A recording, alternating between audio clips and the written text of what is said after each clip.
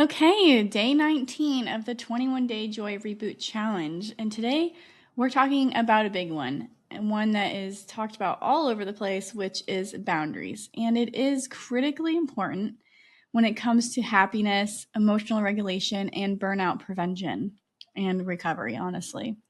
In fact, I have an entire program and weeks I spend with clients dedicated to boundaries because so many people struggle with them, and there's a lot that goes into it.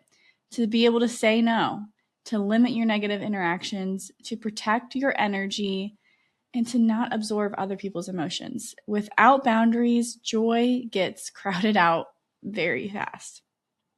One of the reasons that boundaries are so hard is because negativity and drama are actually super addictive. Studies show that the intense negative emotions of drama and complaining and just stress itself triggers adrenaline, the stress hormones in the body. And once those chemicals are activated, the body can crave more of them. And it honestly sometimes becomes your base state and you need to keep it going. That's why it's addicting. Some studies claim it's just as addictive as crack cocaine. So that's why negative news is everywhere. Outrage sells and drama spreads faster than calm. Your nervous system gets pulled into it whether you want it or not. It's just how we are hardwired. So today's challenge is to gift yourself this. Limit or eliminate your negative inputs and interactions for today. Now, that might look like not watching the news. If you read the news every day, honestly, I don't know any news station or newspaper or app or anything that gives you completely 100% nice news, right? So there's always negative news. So just don't read the news for today. I don't read or watch the news daily. And when I made that change, it's life-changing. I can't go back. If you follow people on social media that are always posting negative things or drama or scare tactics, just stay off social media or unfollow those people. Limit conversations with people who are constantly complaining or criticize you and make you feel down. And just step away from any unnecessary drama. Just for today. Give your nervous system a break so you can experience ease and joy. Now, sometimes boundaries are pretty easy. You could just simply opt out. You can just not open your news app today or not open social media. Sometimes it's not. You might have people in your life that you have to interact with, like coworkers, bosses, maybe people that you even live with. So what do you do then? For today, if you can eliminate that interaction, do it. Work somewhere else. If you have a friend that always calls to complain to you, just say, hey, I'd love to talk, but I'm just busy today. But if there's just someone in your life that you can't not interact with today, this is where mental boundaries can come into play.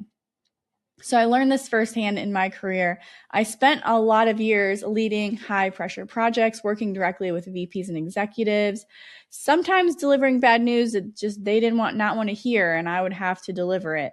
I also had moments where, before, when I was a project manager, I would have a director walk over to my desk in the middle of the open office in front of my entire team and yell at me about how things were going wrong. And afterward, I would often hear my team say the same thing. How did you stay so calm? And it wasn't because I didn't care. I cared probably way too much. It wasn't because I was detached. It was because I learned how to depersonalize and regulate in those situations. So here's what I did. Instead of absorbing the emotion of this big, high performing director coming at me with his anger, instead of absorbing that emotion, I would step back mentally. I would actually observe his body language, notice his posture, his tone, his patterns. I also was just listening past all of the words until he got to the point of what he actually wanted to tell me, right? Because a lot of people will come at you with drama and anger, but there's the point of what they actually need or want doesn't really come to the end, right? So listening to what he was saying, and is it actually what I need to do, or is it he's just spilling out words? And I was also just focusing on how they were reacting rather than taking it personally. So it was kind of just a way to step back.